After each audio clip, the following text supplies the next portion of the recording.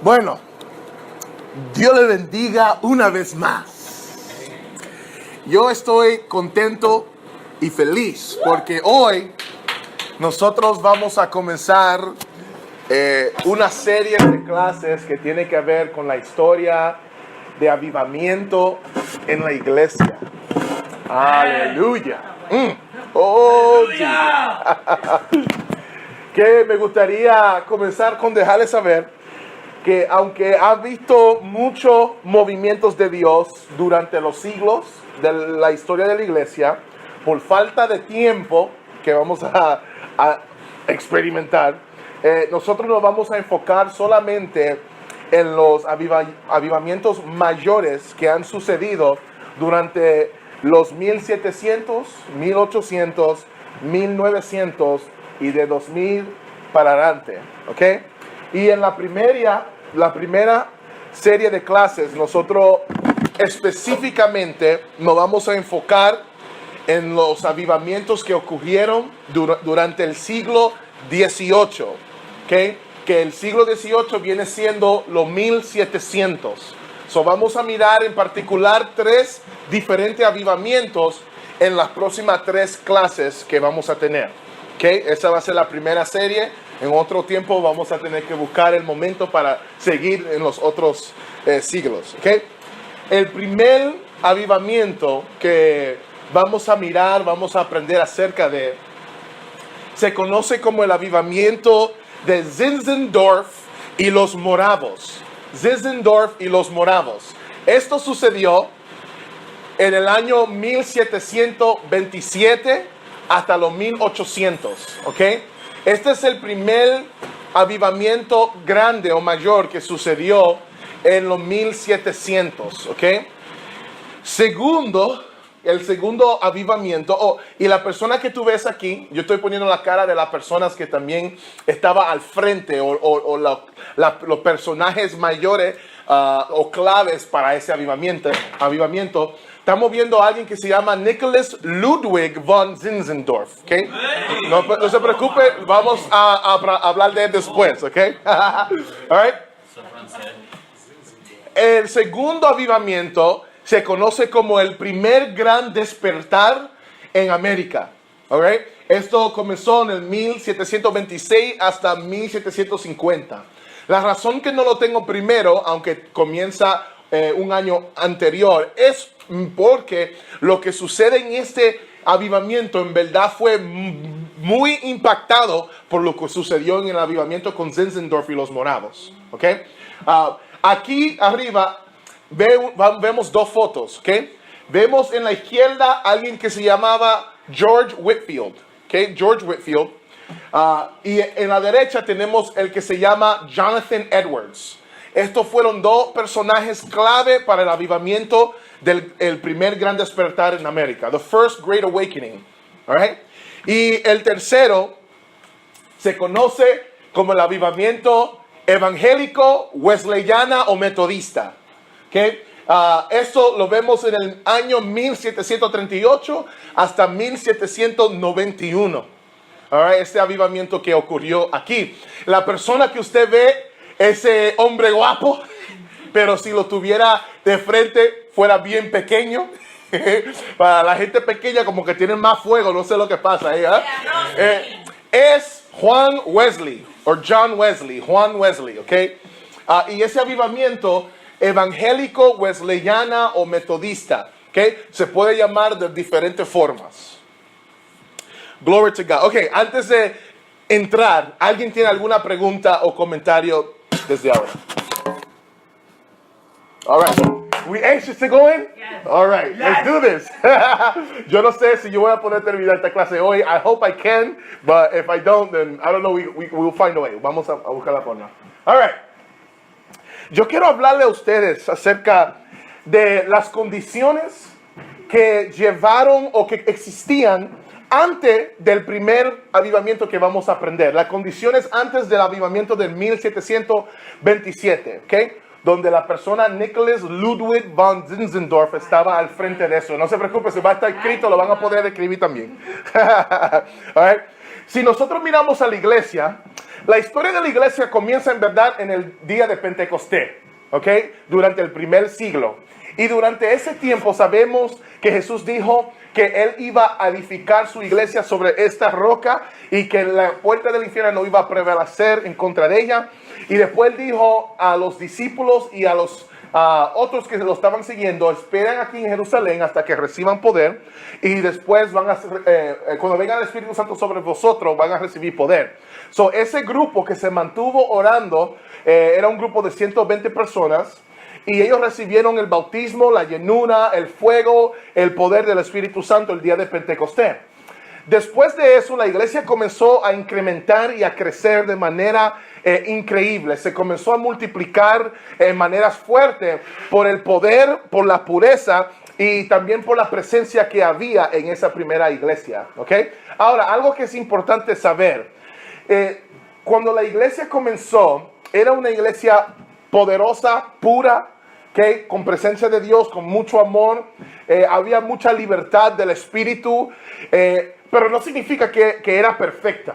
Right? Había problemas, por eso tenemos las cartas y las epístolas en la Biblia, para ver todas las correcciones que tuvieron que hacer en esa iglesia, para que no se pinte en nuestra mente una imagen de una iglesia intachable que no tenía nada malo. No, el libro de Hechos en verdad nos está dando los highlights, nos está dando los puntos claves mayores, los puntos buenos de lo que sucedieron en el tiempo del primer siglo.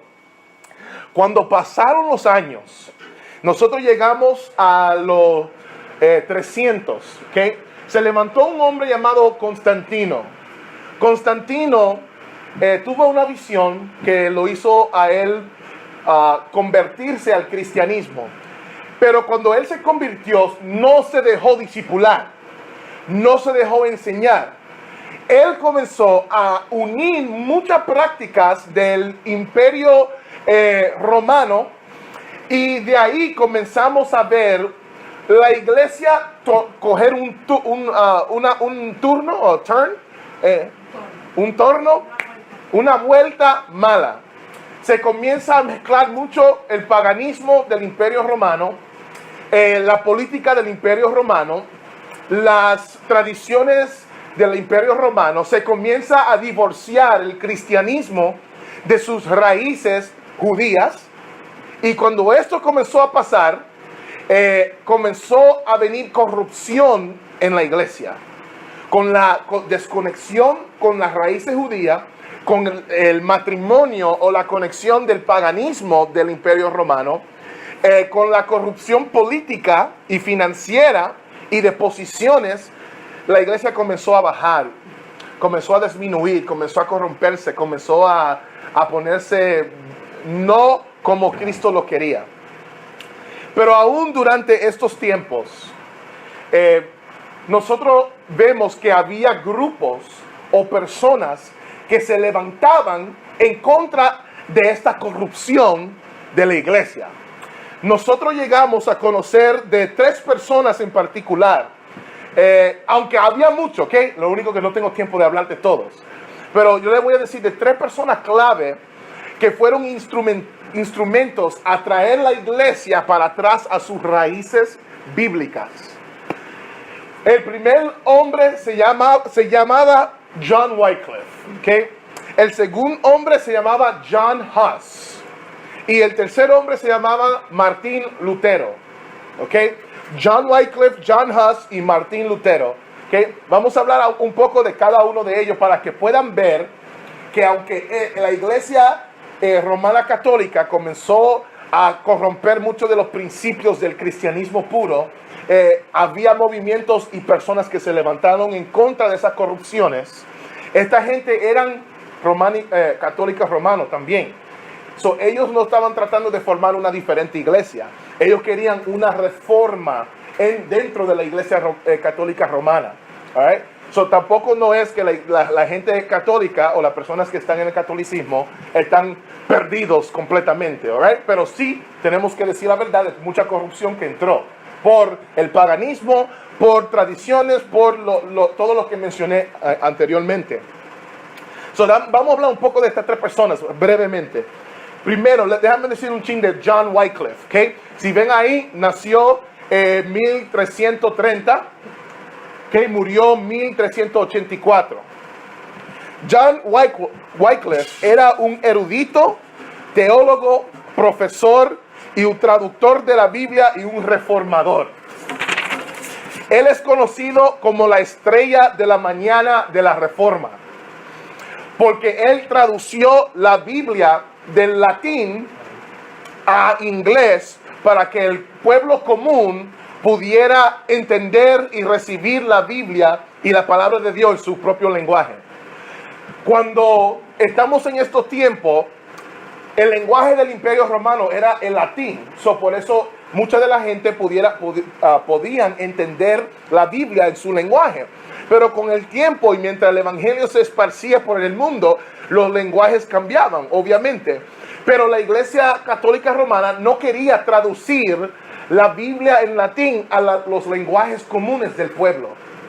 Entonces se comenzaba a levantar gente como John Wycliffe, que comenzó a decir, así como el pueblo de Israel tuvieron las escrituras en su lenguaje, así como en el Nuevo Testamento estaba escrito en griego para que el mundo griego lo pudiera entender, así como fue traducido en latín para el Imperio Romano, creemos que esta palabra debería traducirse para el pueblo común. Y como John Wycliffe estaba en Inglaterra, en Británica, él quería traducirlo, pero la Iglesia Católica Romana decía que no por varias razones. Número uno, las personas que se entraban a la Biblia comenzaban a comparar lo que decía la Biblia con la práctica de la Iglesia Católica Romana. Y eso le causaba siempre dolores de cabeza y movimientos protestando lo que ellos estaban haciendo. Número dos, ellos decían que la gente común no pueden conocer la Biblia porque no eran educados. Los educados eran los sacerdotes, los monjes, las personas con alta posición. Y entonces, si alguien común, sin educación, escuchara la palabra, lo iba a interpretar de como ellos querían. Y entonces iban a atacar las raíces, las fundaciones, las tradiciones de la Iglesia Católica Romana. Pero Wycliffe y muchos de los que siguieron en sus pasos y muchos que vinieron antes de él, decían, no, el pueblo tiene que conocer la palabra de Dios. Y entonces él lo tradució del latín al inglés para el pueblo común y comenzó también a atacar muchas de las corrupciones entre la Iglesia Católica Romana. All right? That's John Wycliffe en un resumen. John Huss, 1369 hasta 1415. John Huss era un teólogo, sacerdote y reformador, quien se opuso a muchas de las prácticas y doctrinas de la Iglesia Católica. Específicamente, él quería que la liturgia, ¿okay? ¿Cuánto han escuchado ese término liturgia? ¿Okay? Que alguien me puede decir qué significa liturgia, ¿okay? ¿Qué significa liturgia? Bien rapidito, ¿okay?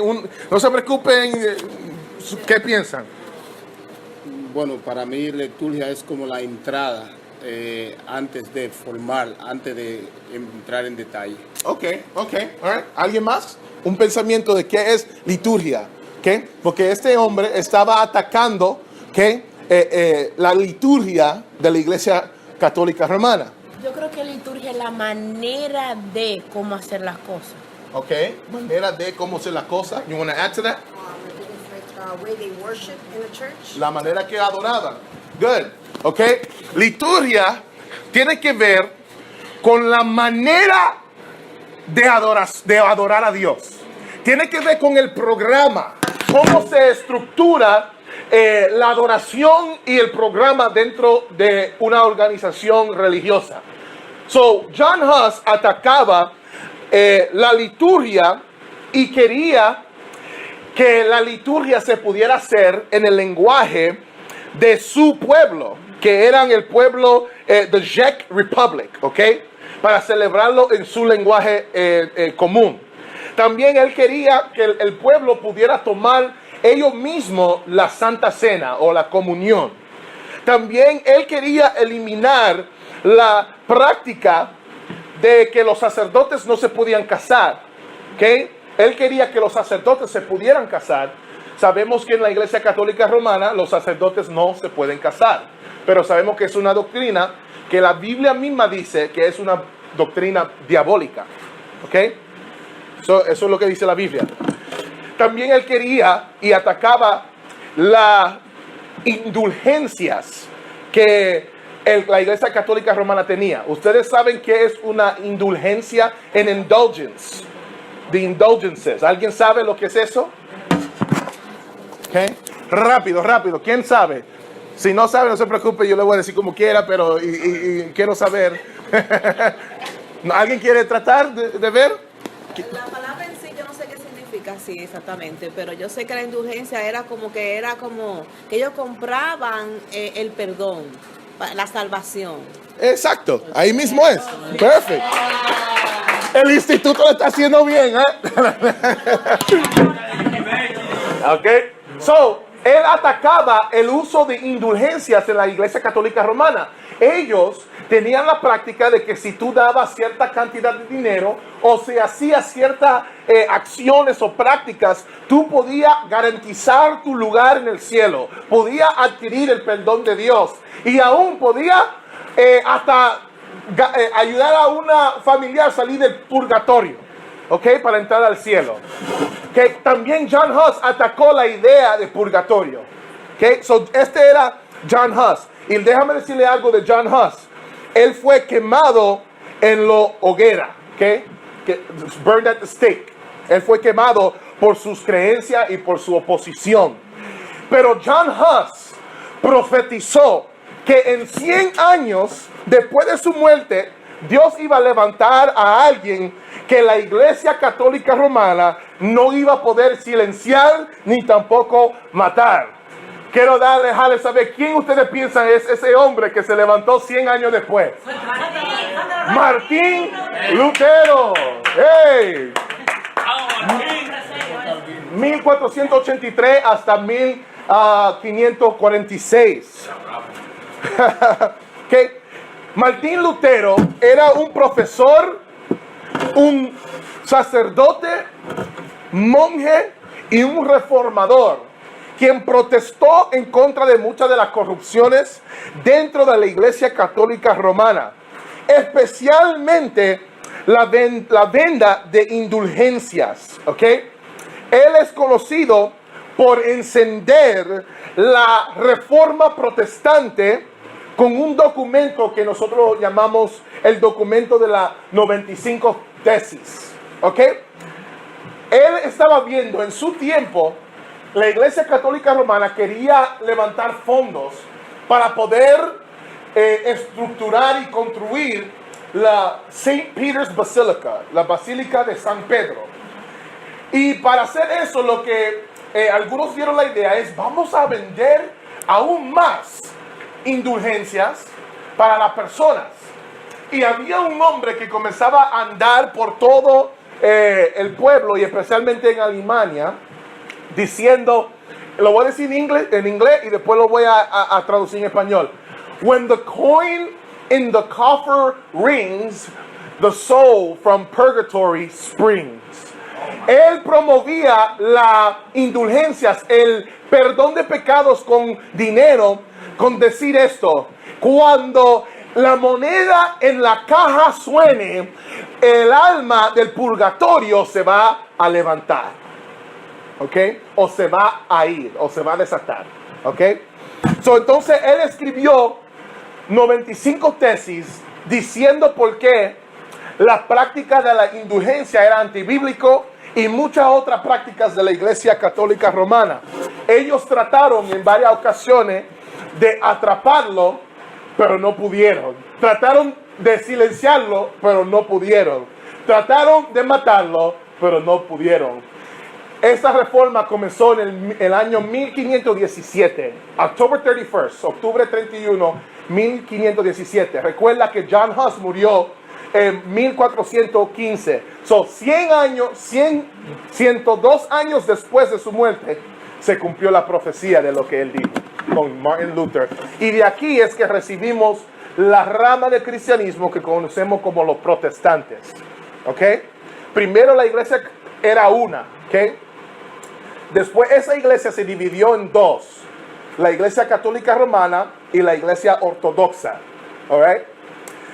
Eso fue en el 1054. Se llama The Great Schism. ¿Ok? La separación grande que sucedió en la iglesia.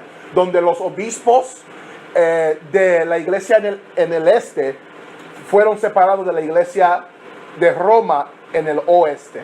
Y se comenzó dos diferentes ramas. ¿Ok? De la iglesia católica romana en el oeste, en el west, entonces se dividió una rama más, que era la rama de protestantes. De esa rama que venimos nosotros, venimos de la rama protestante, que nosotros comenzamos a protestar ciertas prácticas y tradiciones de la iglesia católica romana. ¿Ok? ¿Alguien tiene alguna pregunta antes de nosotros seguir? Yes, ok. Yalisa. Romana. Romana y después la iglesia ortodoxa. Okay? The Greek Orthodox Church. Great Schism of 1054. Okay? ¿Alguien más? ¿Tiene alguna pregunta antes de nosotros seguir? ¿Sigo o paro? Sigue. All right. Eso quiere decir que estas personas no dejaron de ser católicos, sino que estaban protestando y se estaban oponiendo por cuestión de que ellos conocían la palabra de lo que estaba incorrecto de la iglesia católica romana. Yes. Okay. Yes. Okay. Eventualmente hubo una separación total y se convirtió en una rama completamente diferente. Pero el deseo de ellos nunca era formar una iglesia separada. Ellos querían una reforma dentro de la iglesia católica romana, que se pudiera regresar a las raíces que vemos en el Nuevo Testamento. ¿Ok? All right. De uno de estos tres hombres vino un grupo que se hizo parte del avivamiento del cual nosotros nos vamos a enfocar hoy.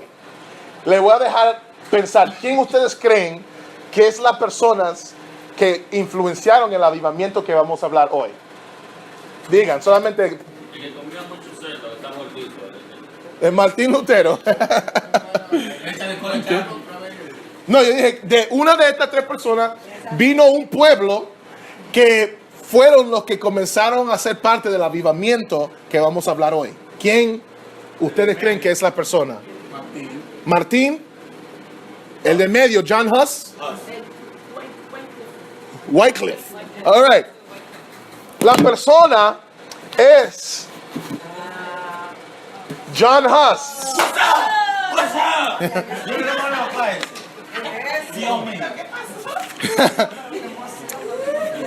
John Huss. Los seguidores de John Huss se llamaron los morados. ¿Por qué? Porque ellos vinieron de Moravia, ¿okay? Que estaba en Bohemia, que hoy se conoce como la República Checa. ¿Okay? La República Checa. ¿Okay? Ahí que está. Si ustedes ven Alemania, Polandia, Romania, aquí está la Czech Republic en el medio. De ahí es que viene John Huss y sus seguidores, los moravos, porque ahí es que estaba Morava, o Moravia, no me recuerdo decirlo en español, Moravia, ¿ok? Ahora, por sus creencias y prácticas, los moravos fueron perseguidos por la Iglesia Católica Romana. Y ellos comenzaron a mudarse de lugar en lugar, hasta que ellos pudieron encontrar refugio en un lugar llamado Berthelsdorf, ¿okay? Que era propiedad, ¿okay? Berthelsdorf está aquí en Alemania, ¿okay? Al este, parte de Alemania. Esta propiedad era la propiedad de Nicholas Ludwig von Zinzendorf en Alemania. Y ellos llamaron ese lugar Herrnhut, ¿okay? H-E-R-N-H-U-T-T, ¿ok? Herrnhut. Cual significa el Señor vela. Porque se convirtió en un pueblo, una comunidad refugiada en este lugar. y decían, Dios verá sobre nosotros. Y lo llamaron Herrnhut. ¿Ok? Ahora, antes de seguir a hablar del avivamiento, es importante hablar de la persona clave de ese avivamiento que le dio lugar a los moravos. Se llama Nicholas, después su otro nombre es Ludwig, ¿okay? Que es L-U-D-W-I-G. All right? Nicholas Ludwig von Zinzendorf. Él nació en el año 1700 y murió en el año 1760. ¿Ah? Ya, estos son de los 1700. Ok, so déjame hablar un poco de Zinzendorf, ok. Yo quiero que lo practiquemos, decirlo. Zinzendorf. Zinzendorf. Okay, y ahora quiero que digan los moravos. Los moravos. Okay. Zinzendorf y los moravos. Okay, en inglés es Zinzendorf and the Moravians. Okay. All right. El abuelo de Zinzendorf fue convertido a ser un luterano. Okay. Los luteranos son seguidores de Martín Lutero. Good, okay. Su padre después siguió en esos mismos pasos, pero él murió 10 meses después que Zinzendorf nació. Sin embargo, Zinzendorf continuó en el camino del luterano, de ser luterano. Zinzendorf entregó su vida a Jesús a los 4 años. Le hicieron bullying a él frecuentemente en la escuela por su piedad y por su compromiso con Jesús. A la edad de 12 años, él comenzó su propia organización o grupo de cristianos en la escuela y lo llamó el Orden de Grano de una Semilla de Mostaza, porque él decía que así mismo como su grupo era pequeño, pero ellos iban a crecer con el reino de Dios, iban a hacer trabajo para engrandecer el reino de Dios como un grano de mostaza. Este grupo continuó aún cuando él estaba mayor y mucha gente se añadieron a este grupo, incluyendo gente de alta reputación, reyes, abogados, muchas personas que se incluyeron por ese compromiso con Jesús. ¿Okay? Cuando Zinzendorf estaba en sus 20s, él recibió una herencia y él usó su propiedad para poder darle la bienvenida o recibir muchos refugiados que estaban huyendo de la persecución. Él quiso usar sus riquezas para poder crear una comunidad de cristianos, para poder servir a los pobres y alcanzar a los perdidos. Estos son algunos dichos de Zinzendorf. Mira, si ustedes no pueden escuchar la pasión y el amor por Cristo. ¿Ready? Zinzendorf decía, yo tengo solo una pasión. Es Él y solamente Él. Él decía, las misiones son sencillamente esto. Cada corazón con Cristo es un misionero y cada corazón sin Cristo es un campo de misiones. Él decía esto, el misionero no busca nada más día o noche, sino que los paganos encuentran su gozo en el Salvador y que el Salvador encuentre su gozo en los paganos. El corazón de Zinzendorf era para Cristo y las misiones. Y ese corazón se transfirió al pueblo de los moravos y las personas que él recibió como refugiados. Esto ahora nos trae a hablar acerca del avivamiento que llegó en el año 1727. Pero antes de hablar de eso, ¿alguien tiene alguna pregunta o comentario de lo que hemos hablado hasta ahora? Le quiero dar la oportunidad para que puedan participar. Okay. Oh. Solamente una referencia que veo que desde tiempos atrás veo como los verdaderamente propulsores del Evangelio de Dios, buscadores de Dios, veo cómo ellos se despojaban de su riqueza, contrario a lo que vemos ahora, que ahora se busca más de su riqueza, Yes. aumentar su riqueza cuando en el tiempo anterior se despojaban. Yes. Wow. Okay. ¿Alguien más tiene algún comentario o pregunta? Okay. Yes. Que el avivamiento no es nuevo, la pasión por el avivamiento no es nuevo, o sea, es algo que esta gente estaban dispuesta a dar la vida por Dios en cualquier momento, solo para ver el avivamiento y la gloria de Dios caer en la tierra. Come on. Es algo que ahora, are you willing to give your life to God? Come on. Yes. Come on, bro. Woo! I don't know how many are feeling it, but I'm like, oh, Lord Jesus. Okay? Oh, all right. I'm not going to cry. I got to teach.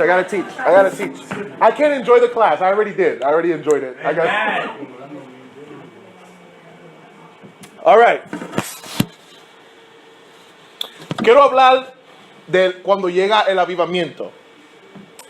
Ya para el año 1727, Zinzendorf había recibido muchas diferentes personas en su propiedad.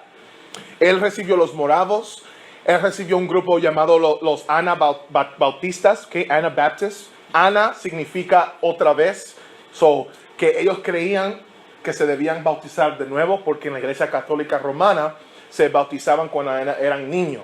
Pero ellos decían, no, la Biblia enseña que tú tienes que ser alguien que cree en Cristo, que te ha arrepentido, que tiene conocimiento, y entonces ellos se bautizaban otra vez para poder enseñar su creencia en esa doctrina. De ahí que nosotros recibimos la doctrina o la tradición de que queremos bautizarnos después que haya conocimiento y nos habíamos arrepentido. Si no, estuviéramos con la práctica de todavía ser bautizados como niños y pensar que somos cristianos y salvos porque fuimos bautizados cuando éramos niños. Okay? Esta doctrina era fuerte. La gente murieron por esa doctrina del bautismo. Tú sabes, es una de las razones porque hablamos de la historia de la iglesia y hablamos acerca de la doctrina en la Biblia, porque muchos no saben lo que la gente sacrificaron, las vidas que entregaron, la gente que entregaron su vida para la creencia que hoy nosotros tenemos y no le damos importancia. Gente que murieron para que nosotros tengamos una Biblia en nuestro lenguaje. Ustedes no saben cómo sería vivir una vida en este mundo sin tener una Biblia en tu lenguaje. No es igual. Jesus. Había luteranos ahí. Había católicos también en ese lugar. Pero había gran división entre el pueblo, especialmente sobre la doctrina de la predestinación, la santidad y los bautismos. ¿Okay? Predestinación tiene que ver con si Dios predestinó de antemano, antes de que uno naciera, quién iba a ir al infierno o quién iba a ir al cielo. Algunos dicen, sí, Él determinó eso de antemano. Antes que tú nacieras, Él lo determinó de su propia voluntad. Y hay otros que dicen, sí, Él lo escogió, pero no basado en su deseo, sino basado en quién Él vio que iba a tener fe en Cristo. ¿Okay? Nosotros somos de esa rama. Creemos en la predestinación, pero creemos que Dios escogió porque Él vio el futuro y vio que íbamos a tener fe en Cristo, y a través de esa fe Él nos declaró a nosotros que íbamos a ser salvos. No porque solamente Él quería hacerlo, como otros piensan. ¿Okay? Esta división hería mucho a Zinzendorf. Y lo que él hizo es que él reunió todo el pueblo y todas las personas y comenzó a predicar acerca de la unidad y el amor fraternal, el amor entre hermanos. Y él predicó usando la oración del sacerdote de Jesucristo que se ve en Juan capítulo 17, cuando le dice, Padre, que ellos sean uno como tú y yo somos uno, para que el mundo sepa que tú me enviaste. Ese fue su texto. La gente fueron compungidos en su corazón y convencidos de pecado, y ellos decidieron crear un pacto donde todos tenían que firmar. Y este pacto decía que ellos estaban dispuestos a comprometerse a enfatizar los puntos sobre el cual ellos estaban de acuerdo y no enfatizar los puntos sobre el cual había diferencia. Una frase salió de este mover Y la frase o este dicho de esta unidad dice así: en lo esencial, unidad.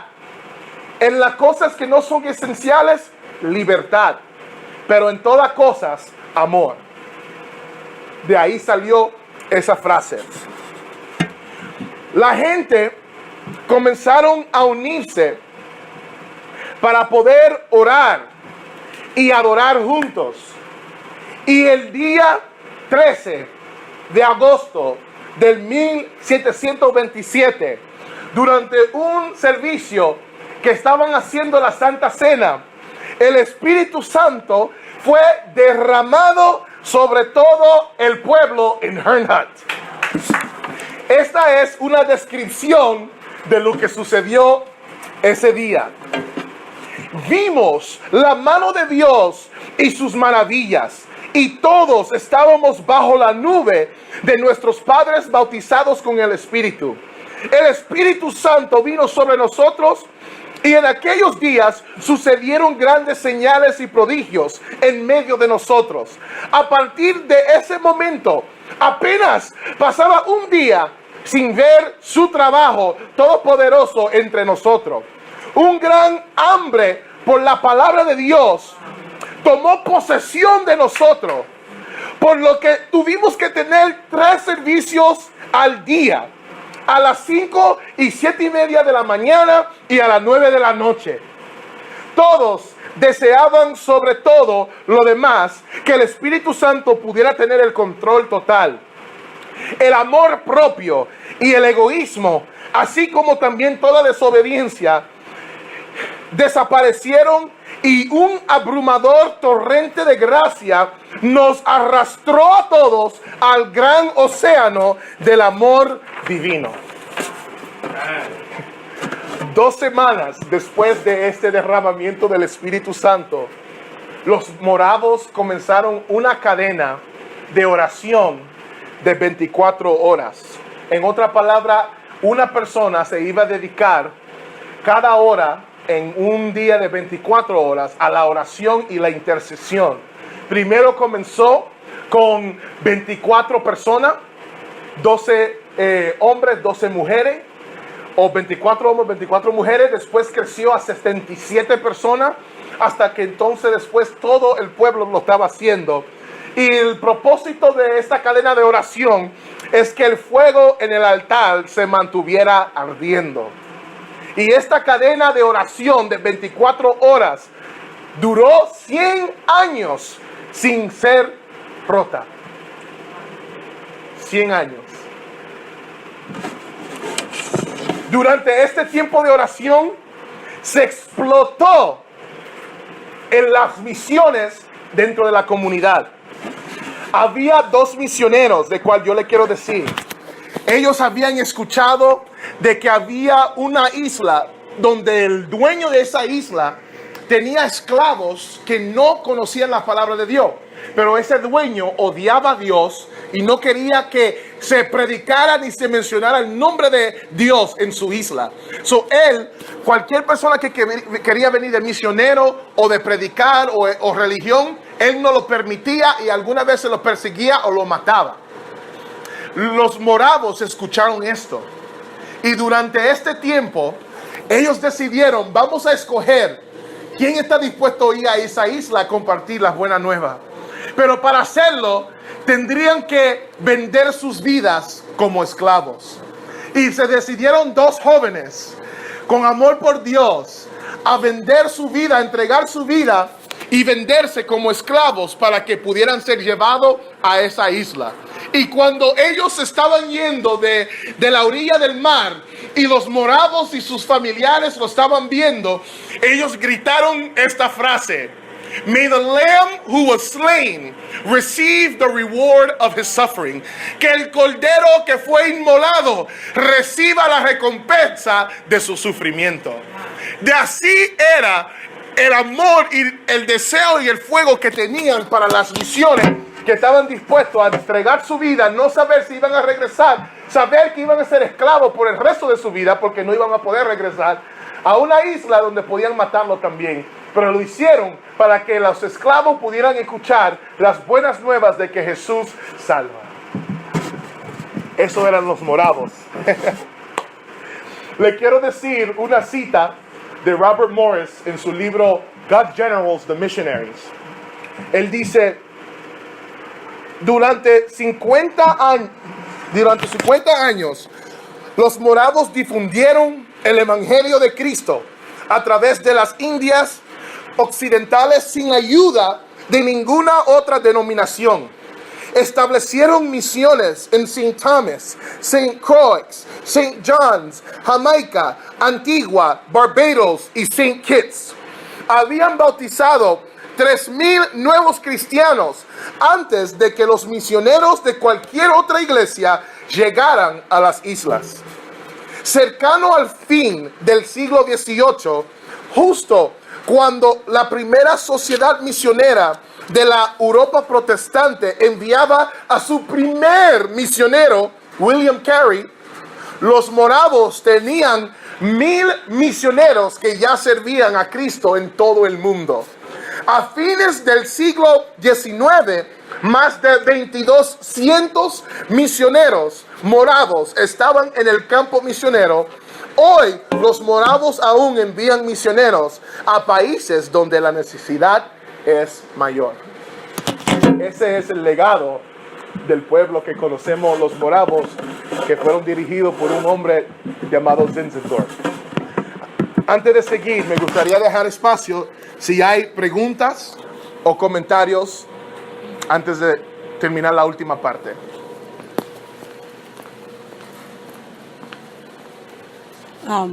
Yo veo de una manera como de abnegación a sí mismo a todas esas personas que aún también teniendo el conocimiento de la palabra decidieron unirse, y eso fue algo, yo escuchándolo, a veces uno lo ve pueblos o religiones que no tienen mucha diferencia, divididos, y yo creo como pasó ahí, que si el pueblo se une, deja lo que no es doctrina a un lado, lo que no es importante debatir, a lo que es importante exaltar, y se unen, yo creo que va a haber una gran explosión y un gran avivamiento.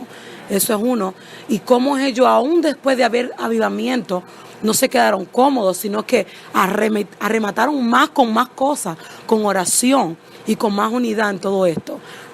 Como que pusieron más en acción lo que acababan de recibir. Para mí eso es una enseñanza grande, de que no solamente pasaba en el tiempo del Nuevo Testamento, sino después de que aún los discípulos, los apóstoles murieron. Amén. ¿Alguien más tiene alguna pregunta o comentario? Un comentario. Sigo viendo lo importante que se necesita un avivamiento de la integridad, vocación, pero ante todo demostrarlo con hechos. Vemos que en aquellos tiempos lo que estoy viendo es que no era solamente producir información como hoy se hace, eran hechos palpables. Hoy se promueve más de boca el avivamiento, pero se da muy poco con hechos. Y allá lo sean diferente lo que estoy viendo. Era primero con hechos, y los hechos producían entonces lo que realmente el resultado que tenían que ser. Amen. All right. ¿Seguimos? Amén. Oh, Lord. Hemos visto la vida de Zinzendorf. Hemos visto la vida de los moravos. Pero me gustaría terminar esta clase hablando acerca de las debilidades o la fortaleza y debilidades del avivamiento de Zinzendorf y los moravos. Como queremos aprender acerca de estos gran hombres de Dios y estos gran movimientos de Dios, es importante que podamos mirar las cosas que ellos hicieron bien y también las cosas que hicieron mal para que podamos evitarlo. Me gustaría comenzar hablando de sus debilidades.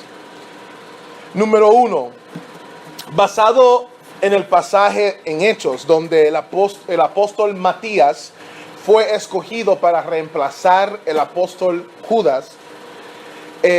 Ellos dicen que echaron suerte a los apóstoles para escoger y hacer esa decisión. Los moravos entonces, por un largo tiempo, no hacían casi ninguna decisión sin tampoco echar suertes. Ellos decidían quién iba a ir a las misiones, o quién se iba a casar con quién, o cuándo se deben casar, y muchas otras cosas de esta forma. El Señor tal vez comenzó o dejó o permitió que se usara este método al principio, especialmente mientras ellos estaban aprendiendo cómo escuchar al Espíritu Santo y ser dirigido por Él. Pero esta no es la manera que nosotros como cristianos debemos hacer nuestras decisiones. Eventualmente ellos abolieron esta práctica. ¿Qué aprendemos? Como cristianos aprendemos que debemos aprender a escuchar y ser guiados por el Espíritu en todas nuestras decisiones.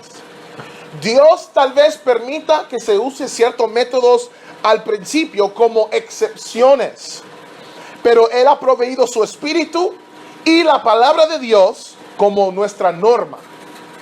Nosotros no debemos quedarnos con ninguna tradición. Debemos quedarnos y movernos con la nube de su presencia. Número 2. Zinzendorf tenía un amor por Dios y por las misiones tan grande que él usó toda su propiedad y riquezas para el evangelio. Pero él no administró ese dinero en la mejor manera y casi terminó siendo o estando en bancarrota. Dios tuvo que mandarle a él una persona con don de administración y con una mente para negocios, para ayudarlo a él administrar, manejar su dinero y producir dinero para que se pudiera continuar financiando las misiones. De eso nosotros aprendemos que es importante ser buenos mayordomos de nuestro dinero.